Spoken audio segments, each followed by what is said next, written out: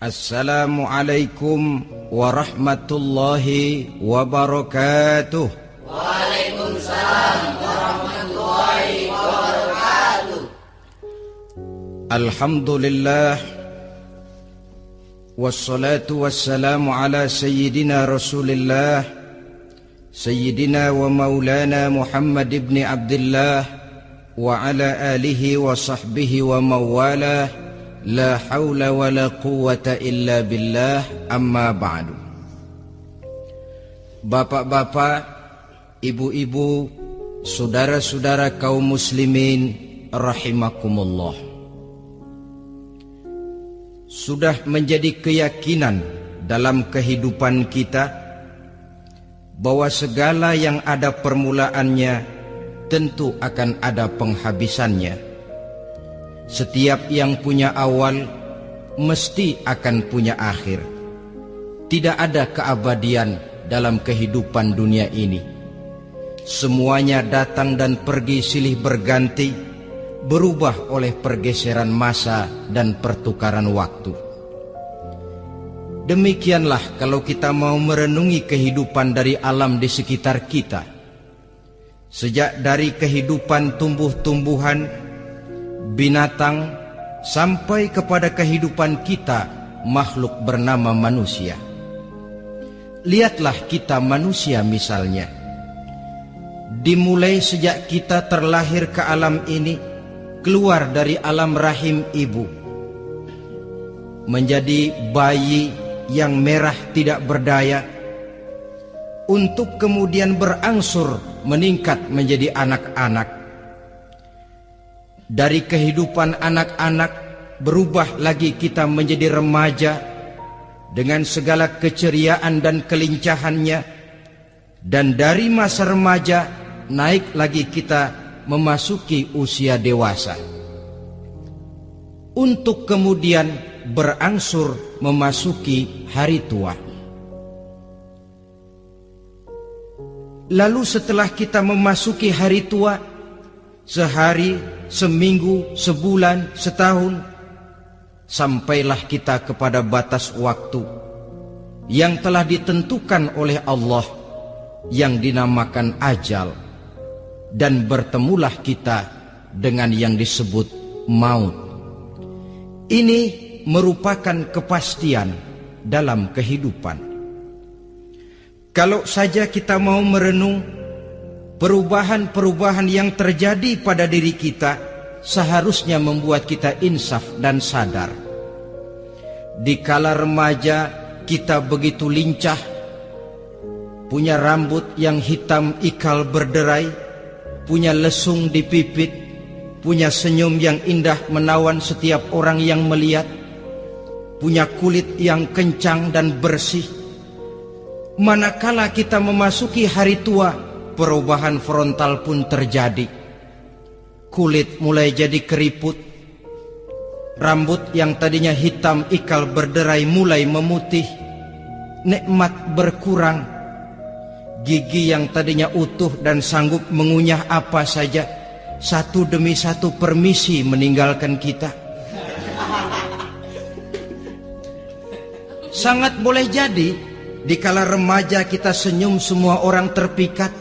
Dikala hari tua dengan kulit yang keriput dan gigi yang tidak ada lagi, manakala kita senyum mungkin orang bakal lari dari sekitar kita.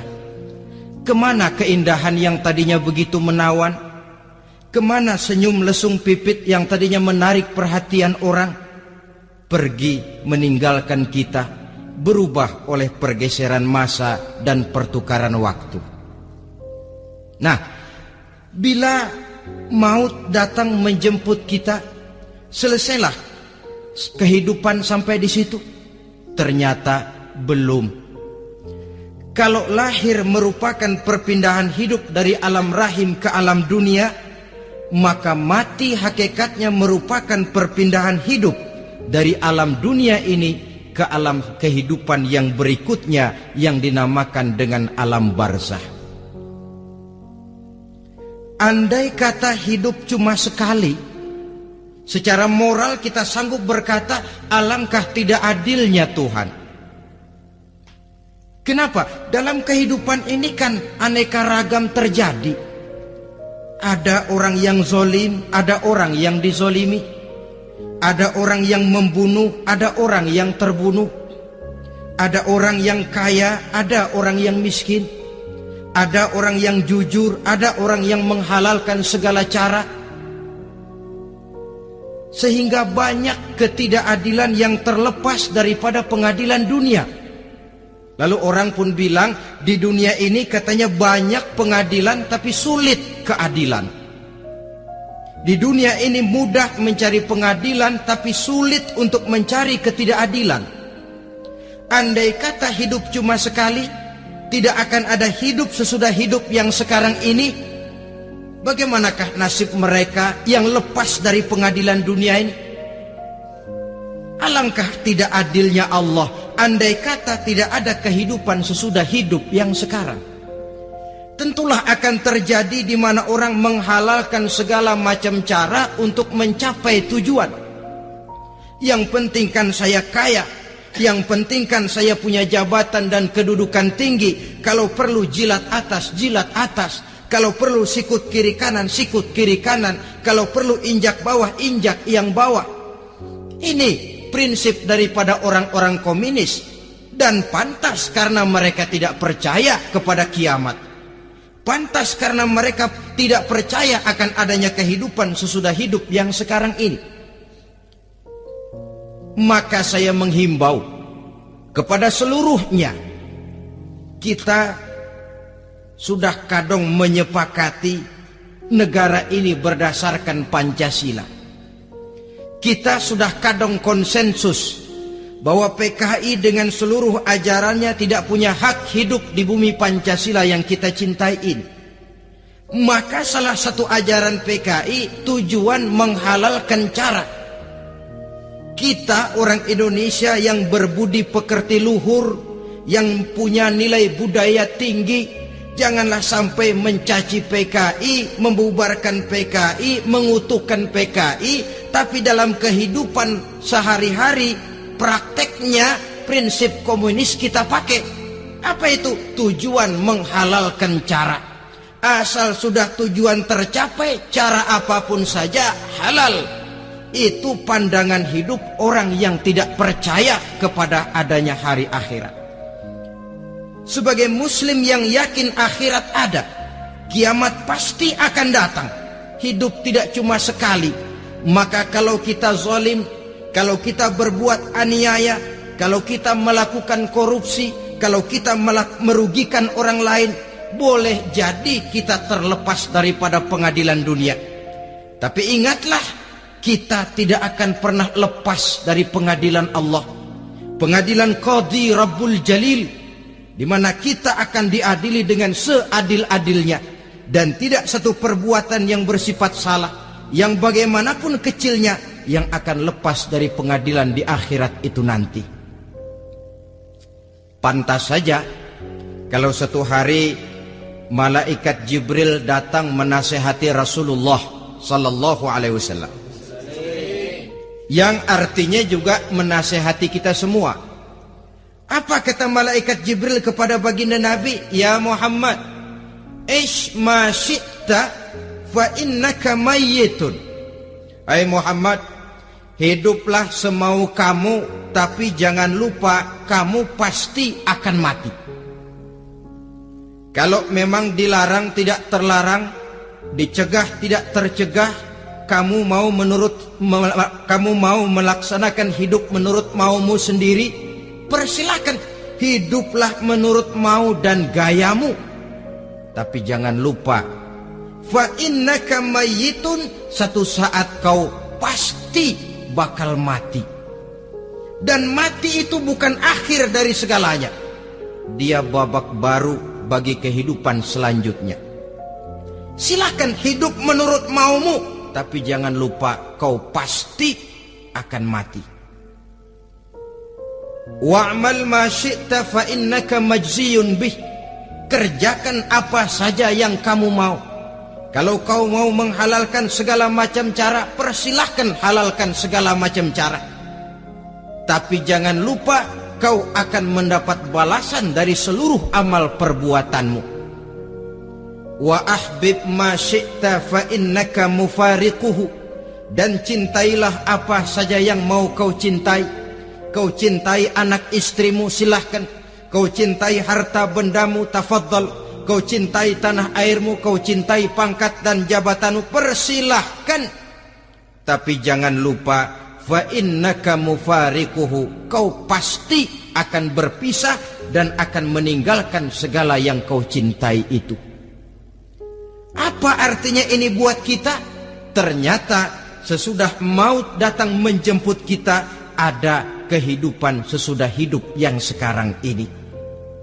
Ini yang mendorong kita untuk dalam kehidupan di dunia ini tidak melakukan prinsip saenake dhewe, semaunya sendiri saja, asal perut kenyang, asal pangkat tinggi, asal harta dapat. Masa bodoh dengan merugikan orang lain, masa bodoh dengan menipu orang lain. Iku jenenge saenake dhewe. Muslim tidak diajarkan. Ingat manusia, setelah kau mati, setelah kiamat datang, kau akan dibangkitkan, kau akan dimintakan pertanggungan jawab tentang kehidupan yang sekarang ini. Saudara hadirin, oleh sebab itu kalau kita bicara soal kiamat, soal akhirat, ini memang masalah yang gaib, yang sepenuhnya tidak bisa dicernakan dengan kemampuan penalaran intelektual. Dasar di dalam membicarakan ini tidak lain adalah iman kita kepada Allah Subhanahu wa ta'ala. Bukan cuma zaman sekarang, dari zamannya Nabi. Orang itu kalau sudah bicara kiamat, bicara akhirat, ada yang ragu-ragu, ada yang menolak sama sekali. Bukan dari zaman sekarang, dari zaman dulu. Pernah kok satu saat Rasulullah itu dakwah, menceritakan, saudara-saudara, akan terjadi kiamat di mana Allah akan membangkitkan manusia dari kuburnya untuk memintakan pertanggungan jawab. Ini dalam dakwahnya Nabi pidato macam itu. Apa reaksi orang? Yang beriman ya mantap, tapi yang tidak beriman, bajingan-bajingan Quraisy ini, mereka bertepuk tangan, mengejek, mencaci. Malahan ini yang luar biasa, ada dua orang kafir namanya Ubay bin Ka'ab dan Al-As bin Wa'il. Mendengar pidato macam ini, mereka buru-buru pulang ke rumah. Ngapain? Ngambil pacul. Lalu berangkat nyari kuburan tua. Dia gali itu kuburan. Tulang-tulangnya diangkut, dibawa ke depan Nabi. Ya Muhammad, tulang-tulang yang udah hancur begini, siapa yang bisa ngidupin lagi? Yang macam-macam aja kamu Muhammad, nggak rasional, nggak masuk akal. Allah menjawab. Apa kata Allah? Wa daraba lana mathalan wa nasiya khalqah. Qala man yuhyil 'izama wa hiya ramim. Qul yuhyiha alladhi ansha'aha awwala marrah wa huwa bikulli khalqin 'alim. Mereka memberikan perumpamaan kepada kami, kata Allah. Mereka melupakan asal kejadiannya.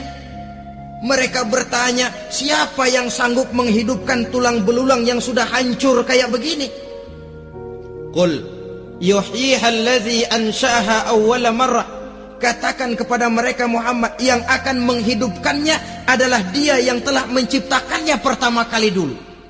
Kalau Dia sanggup menciptakan, Dia tentu lebih sanggup lagi untuk mengembalikan reproduksi ciptaan itu sebagaimana semula. Yang paling kasihan yang ragu-ragu. Akhirat itu ada apa enggak sih? Kiamat itu ada apa enggak sih? Lantaran ragu-ragu, terombang-ambing dia antara harapan dan putus asa, antara kenyataan dan idealisme. Ada yang buta sama sekali, 100% terhadap keadaan-keadaan sesudah mati. Perhatian mereka hanya tercurah kepada kehidupan sebelum mati. Yang mereka perhatikan siang dan malam tidak lebih daripada urusan perut. Pergi pagi, pulang sore, peras keringat, banting tulang. Cuma soal makan, soal minum, soal pakaian, soal kendaraan, soal rumah tangga, soal anak, soal istri. Yang mereka pentingkan hanya soal-soal politik misalnya, ekonomi, pembangunan dan industri. Untuk soal-soal kayak begitu, giat betul. Habis seluruh waktu untuk memikirkan, meningkatkan kebudayaan, politik, sosial, ekonomi. Kadang-kadang kurang tidur, kurang istirahat, berkeliaran ke sana kemari ke tempat yang jauh-jauh. Sampai-sampai kadang-kadang terkena stres, penyakit darah tinggi, ginjal, lever, untuk memikirkan hal-hal yang semata-mata karena dunia saja.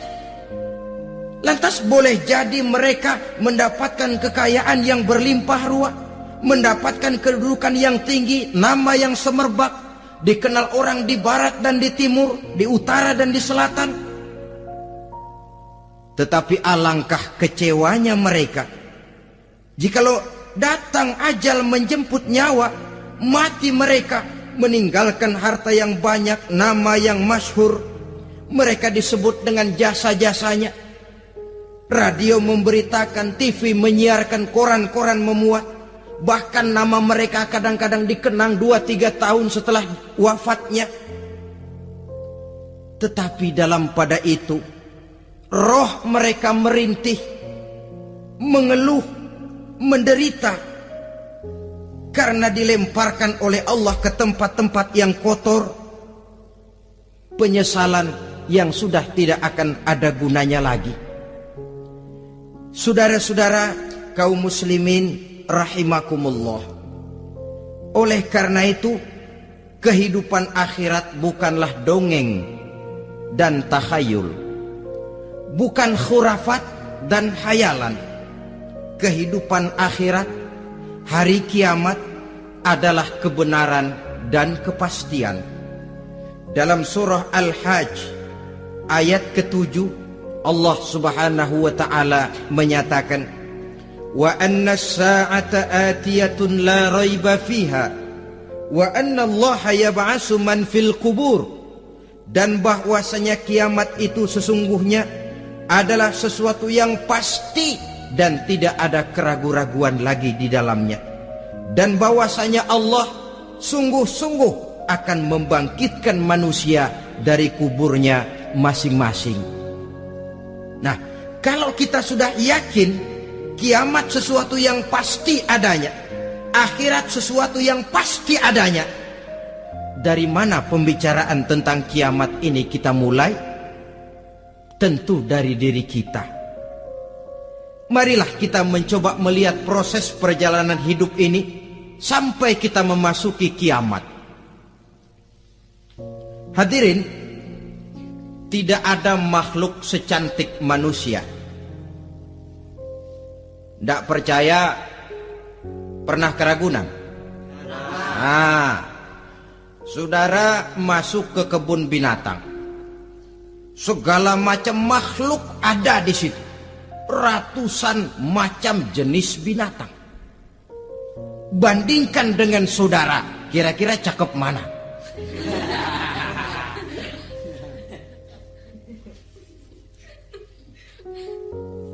Dari seluruh makhluk yang diciptakan Allah itu, manusia fi ahsani taqwim, dalam bentuk yang paling sempurna, sejak susunan biologis sampai kemampuan berpikir. Biologis kita, ya Allah, diciptakan kita begini rupa. Diberikan 2 kaki untuk berjalan, 2 tangan untuk bekerja, diberikan 2 mata, dua-duanya di depan. Pernah saudara mikir kalau mata kita yang satu di depan, yang satu di belakang?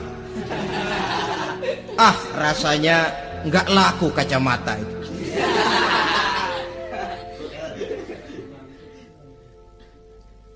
diberikan hidung dengan 2 lubang, tahu betul Allah ke bawah lagi lubangnya. Coba pikir kalau lubang hidung kita menghadap ke atas. Aduh, kalau musim hujan repot jagain hidung. Laqad khalaqnal insana fi ahsani taqwim. Sungguh telah kami ciptakan manusia dalam bentuk kejadian yang paling sempurna ketimbang makhluk-makhluk Allah lainnya. Nah, kesempurnaan manusia ini oleh karena hidupnya terdiri dari 2 unsur pokok. Pertama unsur jasmani dan kedua unsur rohani. Jasad dan roh. Jasad yang terlihat sekarang ini, potongan saudara yang ngejedok di depan saya ini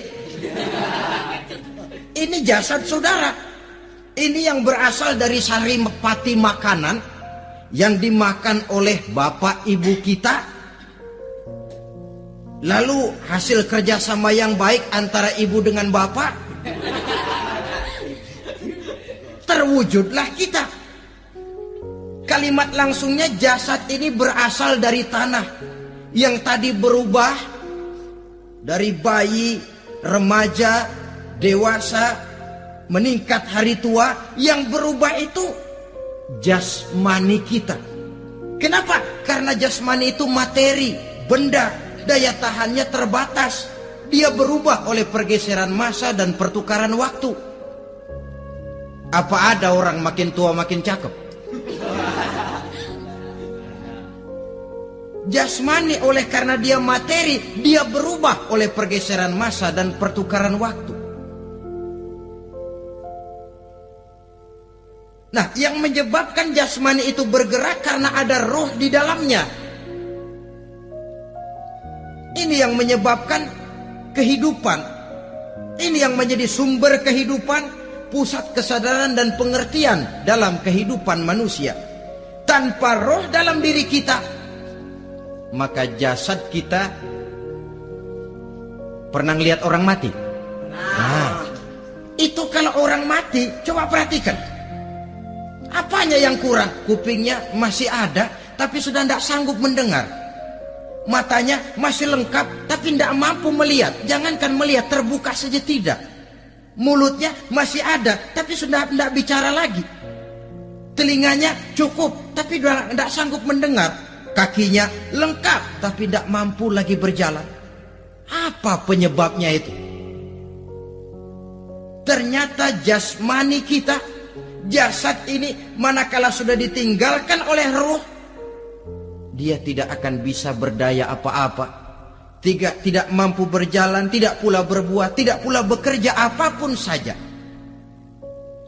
Saudara-saudara, dua-duanya punya kebutuhan. Jasmani ada kebutuhannya, rohani pun ada kebutuhannya. Jasmani yang jelas perlu makan, perlu minum, perlu tidur, perlu pakaian, dan sebagainya. Nah, apabila saat berpisah datang, ajal sampai, berpisahlah roh dan jasad. Dan itulah yang dinamakan dengan maut. Jadi apa sih mati itu? Mati adalah berpisahnya roh dengan jasad. Sebab itu Islam sangat menganjurkan kita untuk banyak-banyak mengingat mati. Bagaimana caranya mengingat mati? Pertama, mati itu kan pasti. Kira-kira yang hadir di sini ada yang nggak mati nggak kira-kira? Semuanya bakal mati kan? Berani? Sekarang mau? Saudara, sebenarnya kalau kita merenung lebih jauh, orang itu tidak perlu takut mati. Walaupun tidak boleh terlalu berani menghadapi mati. Karena bagaimanapun takutnya kita kepada mati, toh dia pasti datang. Bagaimanapun beraninya kita mati, kalau belum ajal, ya tidak mati juga. Jadi muslim itu kan harus berani menghadapi hidup dan tidak takut menghadapi mati. Mati adalah sesuatu yang pasti. Muslim dianjurkan banyak-banyak mengingat mati dalam kehidupan. Caranya bagaimana? Pertama, berziarah nengokin teman yang sakit. Ya? Suka nengokin teman yang sakit enggak? Oh, itu pahalanya kata Nabi. Menengok orang yang sedang sakit lebih afdol daripada sholat sunnah 1000 rakaat. Apa pernah saudara sembahyang sunnah sampai 1000 rakaat? Nengokin orang sakit pahalanya lebih afdol daripada itu. Kenapa menengoki orang sakit mengingatkan kita kepada mati? Iya ya, ini teman saya yang kemarin segar banget, bercanda sama saya, ketawa sama-sama, sekarang terbaring tidak berdaya, hilang kemampuannya, hilang keceriaannya, sakit. Iya kalau sembuh, kalau ajal, iya sekarang giliran dia, kalau jatuh ke saya. Lalu menghibur teman dengan kata-kata yang enak, yang akan mendatangkan sugesti supaya dia cepat sembuh. Jangan nengokin orang sakit jujur. Sakit apa lu? Perut. Emang teman gua kemarin sakit begini mati. Wah, itu orang bisa jadi shock lantaran etika kita tidak akan sampai ke sana. Menjenguk orang sakit akan mengingatkan kita kepada mati. Apalagi ziarah kubur. Ada yang orang tuanya sudah meninggal? Nah, kalau ada, ya tidak bisa tiap hari, sekurang-kurangnya seminggu sekali. Jumat pagi misalnya, ziarah kita ke kubur. Sehingga kalau kita masuk kubur kan ada etikanya. Assalamualaikum ya ahlal kubur wa inna insyaallahu bikum lahikun. Hai penduduk kubur, keselamatan bagi kamu dan kami yang masih hidup sekarang ini insyaallah pasti bakal nyusul kamu. Iya, yang kemarin gagah benar sekarang terbaring tanpa daya. Ini unggukan kuburannya. Yang kemarin ada sekarang sudah tidak ada. Kemana dia? Kami satu saat pasti akan begini. Ingat mati. Lalu apalagi yang bisa membuat kita ingat kepada mati? Mengawal jenazah. Bukankah sangat dianjurkan oleh agama? Bahkan kalau bisa sejak mengurusnya, memandikannya, mengkafankannya, menyolatkannya untuk kemudian mengantarnya ke kubur. Hari ini saya antar dia ke kubur, besok boleh jadi saya yang diantar orang. Hari ini saya solatkan dia, besok boleh jadi saya yang disolatkan orang.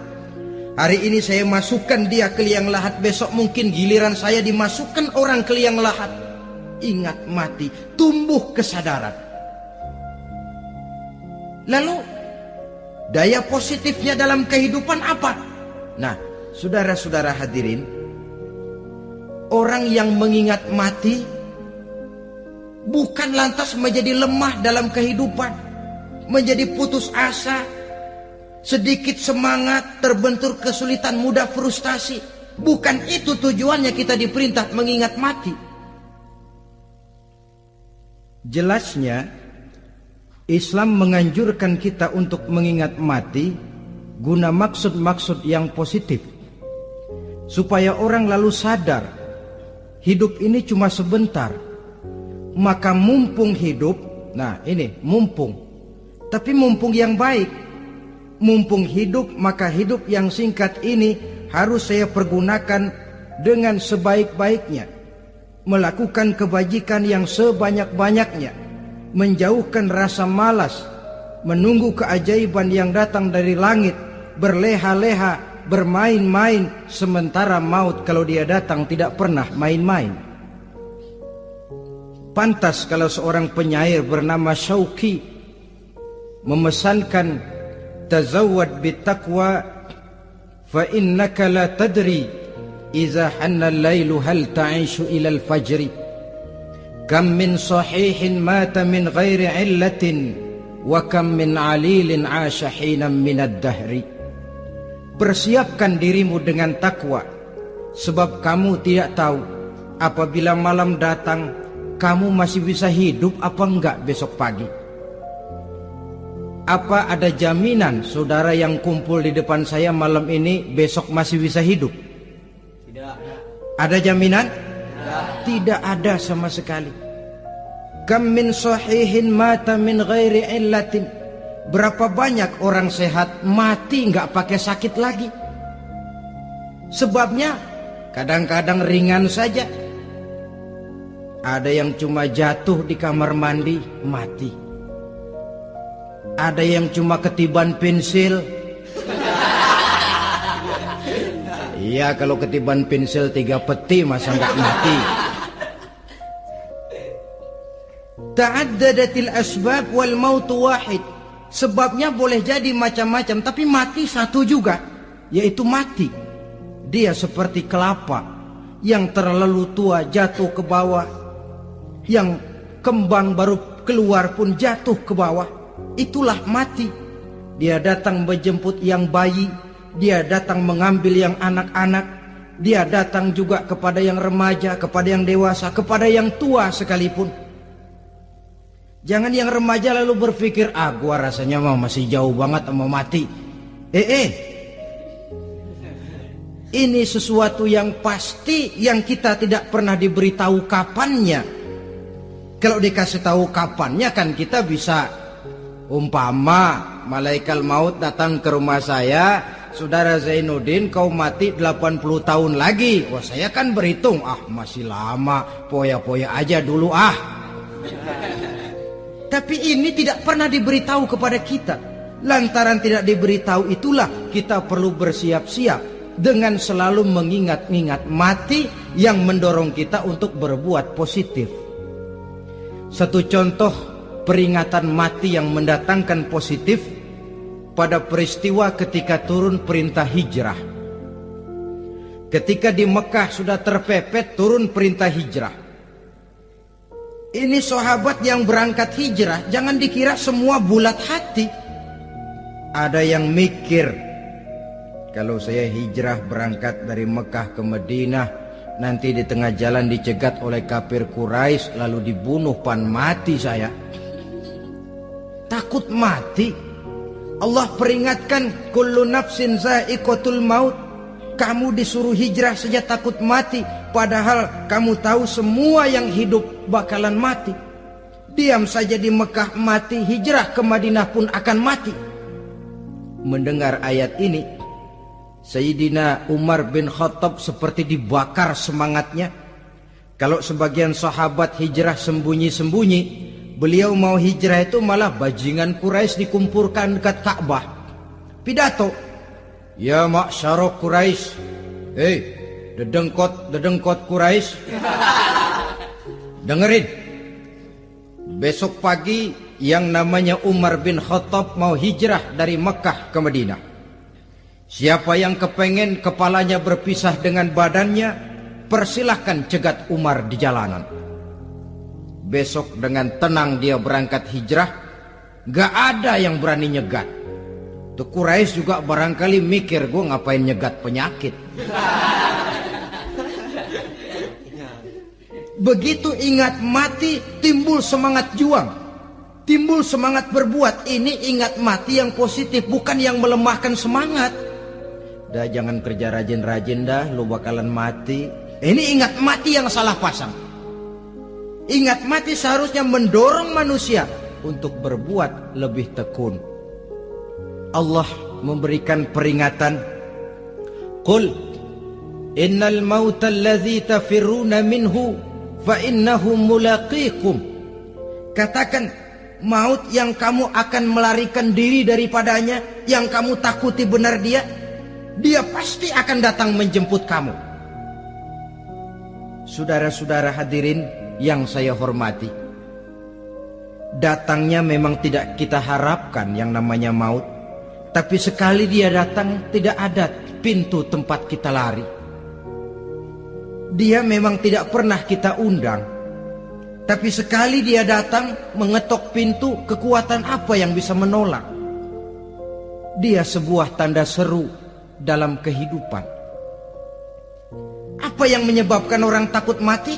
Pertama barangkali karena dia tidak tahu bagaimana kehidupan sesudah mati. Alam kubur gelap, alam akhirat gelap, sehingga dia bingung. Lantaran bingung lalu jadi takut. Yang kedua, boleh jadi oleh bayangan-bayangan dosa yang pernah dia kerjakan di dunia ini. Kerjanya cuma menumpuk dosa. Dia gembira, bahagia, tertawa di atas tumpukan dosanya, merasa segan berpisah dengan seluruh kehidupan ini. Sehingga boleh jadi maut adalah sesuatu yang ditakutkannya benar dalam kehidupan. Tapi bagaimanapun takutnya, tidak ada tempat lari dari dia. Dalam ayat lain Allah jelaskan, Aynama takunu yudrikumul mautu walau kuntum fi burujim musayyadah. Di mana saja kamu berada, dalam benteng yang paling tangguh sekalipun, maut pasti akan datang menjemput kamu. Nah, bagaimana caranya maut datang menjemput kita? Bila datang dia, sang malaikat pencabut nyawa, malaikat Israel namanya, hendak mengambil ruh kita. Dalam suasana macam begitu, di akhir kehidupan dunia, dalam berhadapan dengan sakaratul maut, terbagilah manusia dalam dua bagian besar. Pertama, yang menghadapi sakaratul maut itu dengan husnul khatimah, baik di akhirnya, sehingga pada saat ruhnya berpisah dengan jasadnya, kelihatan dia seperti senyum, mukanya cerah. Bahkan sebelum itu boleh jadi dia sempat meninggalkan pesan-pesan yang baik. Ada yang sempat azan, ada yang sempat baca Quran. Pernah kan nemui orang yang mau mati seperti itu? Yang sempat azan, yang sempat baca Quran, yang sempat meninggalkan wasiat-wasiat yang baik. Sebab apa? Malaikat maut datang menjemput mereka juga dengan baik-baik. Dicabut ruhnya perlahan-lahan, tapi sungguh pun perlahan-lahan. Pedihnya, sakitnya tetap tiada tara. Rasulullah Sallallahu Alaihi Wasallam, dikala beliau hendak berhadapan dengan sakaratul maut, diceritakan mencelupkan tangannya ke dalam gelas berisi air, lalu mengusapkannya ke muka beliau seraya berdoa, "Ya Allah, mudahkan saya dalam menghadapi sekarat ini." Beliau juga yang mengatakan bahwa sakitnya sakaratul maut sama dengan 300 kali bacokan pedang. Sehingga kita diajarkan doa. Di antara doa selamat itu kan ada, Allahumma hawwin alaina fi sakaratil. Ya Allah, mudahkan saya di dalam menghadapi sakaratul maut itu. Ketika ruh ini keluar dari jasad, mata masih mengikuti ruh itu.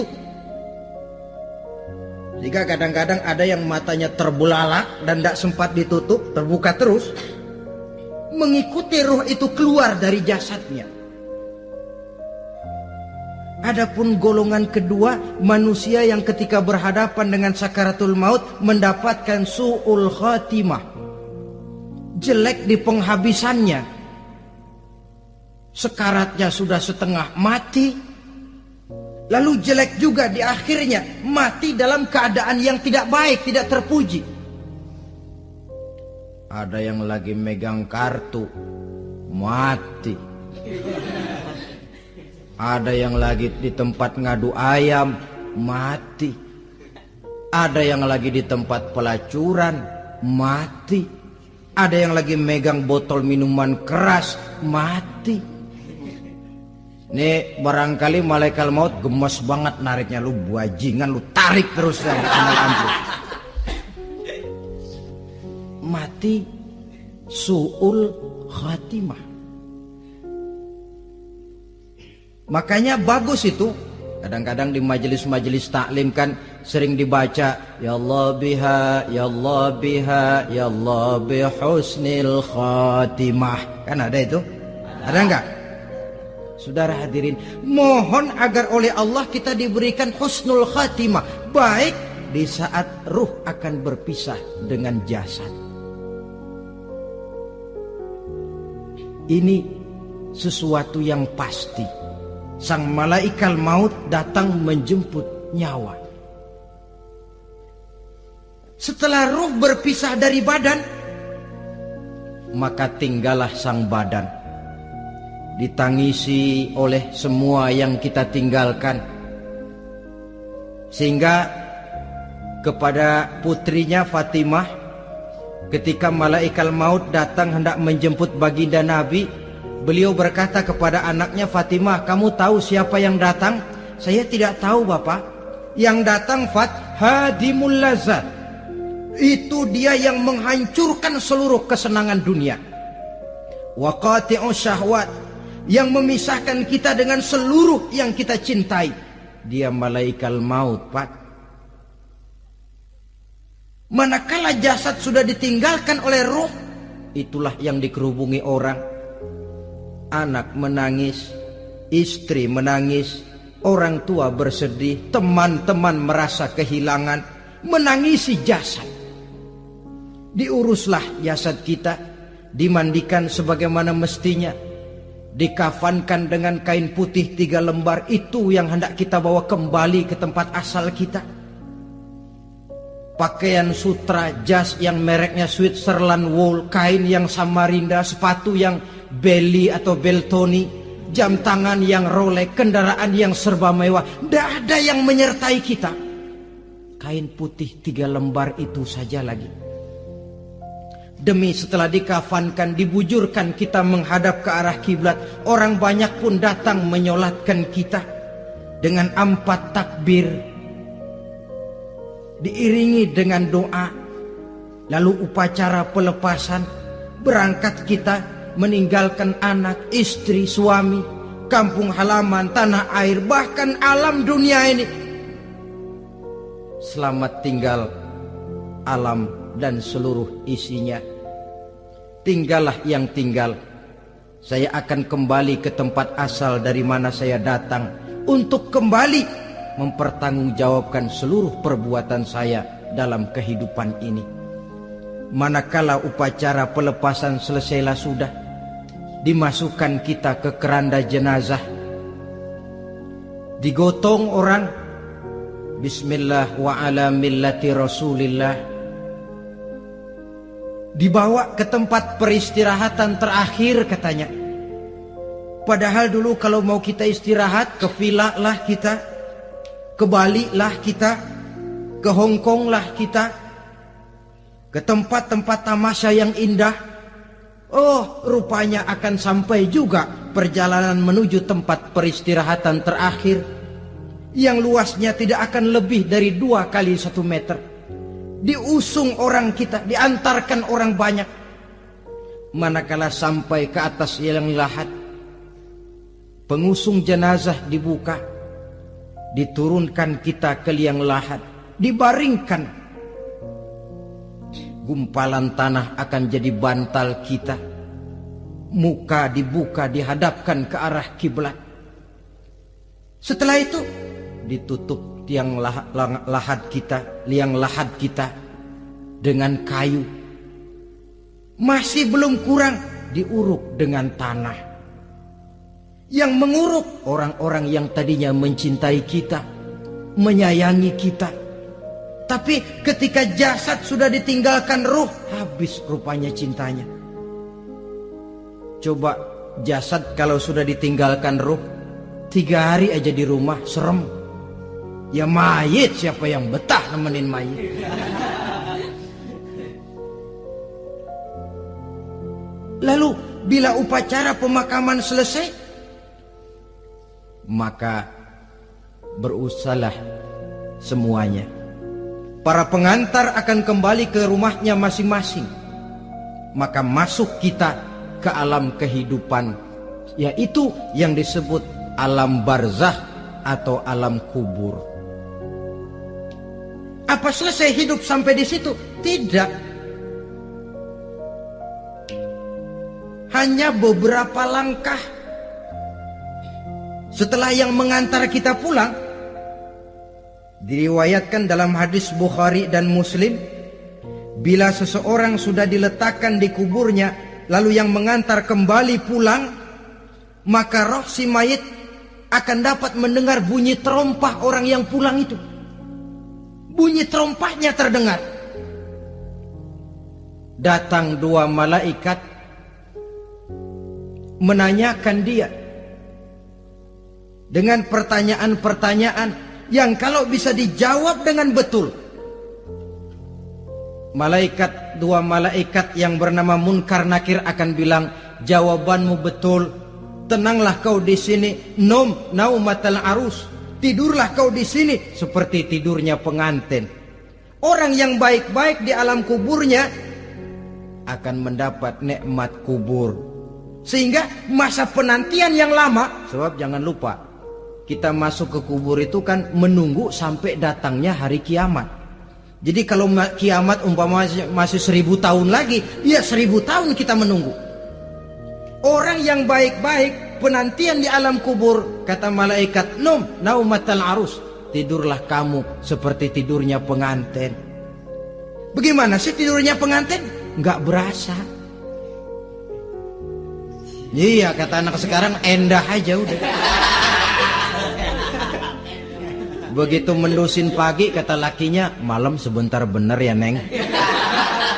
Sebentar betul katanya malam. Iya tentu saja tidak terasa. Kenapa? Dia tidak pernah memikirkan waktu. Terbawa oleh kenikmatan dan kelezatan yang dirasakannya dalam kehidupan. Tapi orang kafir, orang yang dosanya bertumpuk, tidak sanggup menjawab pertanyaan dua orang malaikat, maka dia akan mendapat azab di alam kuburnya terus menerus siang dan malam sampai datangnya hari kiamat. Ibarat maling ayam ketangkep, belum masuk pengadilan udah digebugin duluan. Kan begitu kan? Ada maling ayam nggak di sini? Nah, itu yang nyaut tadi pengalaman itu. Di sidang belum divonis, belum digebugin babak belur. Saudara hadirin, maka alam kubur bisa merupakan raudhatun min riyadil jannah. Taman di antara taman-taman surga, pun juga bisa merupakan hufratun min hufarin niran, menjadi liang daripada neraka. Ada lagi riwayat yang dari Imam Muslim yang diperoleh dari Zaid bin Sabit. Zaid bin Sabit cerita, satu hari kami bersama Rasulullah sallallahu alaihi wasallam berada dalam kebun kepunyaan Bani Najjar. Rasulullah sedang duduk di atas keledai. Tiba-tiba entah bagaimana itu keledai terkejut, kaget, berontak, hampir Rasulullah jatuh. Rasulullah kemudian bertanya, rupanya di kebun itu ada kuburan tua, 5 atau 4 kuburan. Rasulullah lalu bertanya, saudara-saudara ada yang tahu nggak ini kuburan siapa? Nggak ada ya Rasulullah. Memang kenapa? Ini penghuni kuburnya lagi disiksa oleh Allah. Andai kata boleh saya mohon kepada Allah supaya kamu dengar seperti yang saya dengar, andai kata saja kamu kuat mendengarnya, saya pasti akan berdoa. Tapi sayang, saya yakin kamu pasti tidak akan kuat mendengar mereka mendapat azab di kuburnya. Hadis sahih riwayat Imam Muslim dari Zaid bin Sabit. Kehidupan di alam barzah. Pak, iya kalau yang matinya dikuburin. Lah kalau yang matinya diceburin ke laut, dibakar, di medan perang hilang gak ketahuan kemana jenazahnya. Saudara, hilang kek, dikubur kek, di dalam lautan direndam kek, itu kan cuma logika kita. Menurut Allah tidak ada perbedaan orang mati dikubur di dasar lautan, atau dibakar sampai jadi abu, atau gugur di medan perang tidak ketemu jenazahnya. Entah mereka tetap masuk ke alam barzah namanya. Jasad boleh hancur, tapi roh sebagai sumber kehidupan, pusat kesadaran dan pengertian, dia tetap ada, mengalami kebahagiaan dan kegembiraan, atau mengalami kepedihan dan penderitaan, bergantung kepada amalan yang kita lakukan dalam kehidupan di dunia ini. Maka dalam Yasin tadi kan jelas, qul yuhyiha alladzi ansha'aha awwala marrah. Yang menghidupkan mereka yang dikubur di dasar lautan, mereka yang dibakar sampai jadi abu, yang akan menghidupkan ialah Allah yang menciptakan mereka dulu pertama kalinya. Jadi kalau sudah ada aslinya, ya tentu tidak perlu contoh lagi, akan sangat mudah membuatnya. Orang tua kita, keluarga kita yang sudah berpulang, mereka di alam barzah sekarang ini bisa mendapat nikmat kubur, bisa mendapat azab kubur, bergantung amalan mereka dalam kehidupan di dunia ini. Dalam Musnad Imam Ahmad dan Sahih Abi Hatim malah ada tambahan riwayat, orang yang banyak kebajikannya di dunia, amalannya akan datang menemani dia. Sholatnya dekat kepalanya, puasa sebelah kanan, zakat sebelah kiri, menghibur dia. Malahan dikatakan berbentuk orang yang cantik menemani dia di alam kuburnya. Aneh, dia tanya, man anta lam ara fid dunya ajmal minka. Siapa kamu? Di dunia ini belum pernah saya melihat orang secantik kamu. Dia jawab, ana amaluka soleh. Saya adalah amalmu yang soleh yang kau kerjakan waktu di dunia. Saya sekarang diperintahkan untuk menemani kamu di sini. Alhamdulillah. Sedangkan amalnya yang jahat akan datang dalam bentuk yang menyeramkan menemani dia di sana. Bayangin deh, di kuburan ditemenin yang serem-serem. Sama juga di dunia. Di dunia, kalau kita di tempat gelap ditemenin orang cakep, enak nggak? Wah, pengalaman. Tapi coba bayangin, sudah tempatnya gelap, yang nemenin jelek nggak ketulungan, gerah kita. Nah, saudara hadirin yang saya hormati, lalu bagaimana tempat arwah-arwah yang sudah kembali menghadap Allah yang disebut mustaqarrul arwah itu? Macam-macam tingkatannya sesuai dengan profesi dan amalannya waktu di dunia. Ada roh-roh itu yang setelah pisah dengan jasad, artinya mati, ditempatkan di tempat yang disebut a'la iliyin, tempat yang tertinggi. Siapa ini? Arwahnya para nabi dan para rasul. Ini fi a'la iliyin, di tempat yang tertinggi. Arwahnya para nabi, arwahnya para rasul. Dan karena kita bukan nabi, bukan rasul, ya jangan mimpi dapat tempat fi a'la iliyin, kecuali kalau Allah menghendaki. Itu hak prerogatif Allah, tapi kan tidak adil kalau Allah melakukan itu. Ini kelompok roh-roh yang masuk golongan VIP. Wah, the first class. Para nabi, para rasul. Lalu ada pula roh-roh itu yang setelah pisah dengan jasadnya diumpamakan seperti burung-burung hijau yang berterbangan di perkebun-kebunan surga. Roh siapa mereka ini? Rohnya para syuhada, orang-orang yang mati syahid gugur membela agama. Nah, ini bedanya orang mati syahid dengan pahlawan, ya. Apa bedanya syuhada dengan pahlawan? Kalau syuhada, orang yang gugur membela agama, niatnya karena Allah, mati syahid. Kalau pahlawan, orang yang gugur membela negara, orang yang dianggap berjasa kepada pemerintah. Klimaksnya, kalau orang mati syahid jelas surga, tapi pahlawan belum tentu surga. Kenapa? Bergantung kepada negara macam apa yang dibelanya dan pemerintah model mana yang dibelanya. Di negara-negara komunis misalnya, banyak nggak pahlawan?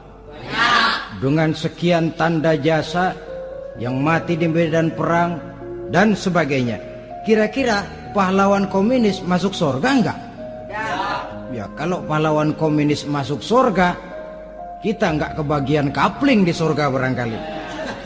Inilah bedanya pahlawan dengan orang mati syahid. Kemudian ada pula roh itu yang tertahan di pintu surga. Tertahan di pintu surga. Ini seperti tadi, orang yang mati syahid tapi masih ada kaitan di dunia. Rasulullah pernah ditanya orang, "Ya Rasul, kalau saya maju ke medan perang bela agama, mati syahid, apa saya masuk surga?" "Iya, masuk surga. Kecuali kata Nabi, kalau masih punya utang." Nah, tertahan di pintu surga. Ada pula roh itu yang tertahan di alam kuburnya. Ini umumnya seperti tadi itu. Ada mempunyai dosa, mempunyai kesalahan, sehingga merasakan azab kubur. Ada juga roh itu yang tertahan di permukaan bumi. Mereka yang dalam hidup selalu menumpuk dosa-dosa yang besar, meninggal sebelum keburu untuk bertaubat. Saudara hadirin yang saya hormati, inilah yang kita khawatirkan. Sebab jikalau pada saat roh sudah datang, jikalau saatnya roh datang berpisah dengan jasad, menemukan sakaratul maut, saat itu taubat sudah tidak akan ada gunanya lagi. Masuk ke alam kubur, mendapat azab kubur sampai datangnya hari kiamat. Berapa lama di alam kubur ini? Menunggulah kita sampai datang saatnya kiamat. Nah, saudara-saudara, apa tanda-tanda hari kiamat? Kapan dia akan datang? Bagaimana hal ihwal manusia pada saat terjadi kiamat? Bagaimana alam ini? Bagaimana perhitungan di padang mahsyar? Insya Allah akan saya ungkapkan pada bagian kedua dari ceramah ini.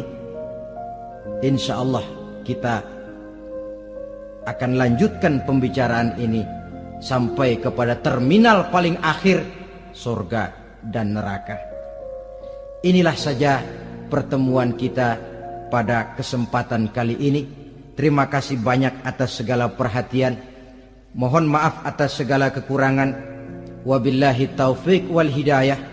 Wassalamualaikum warahmatullahi wabarakatuh. Waalaikumsalam warahmatullahi wabarakatuh.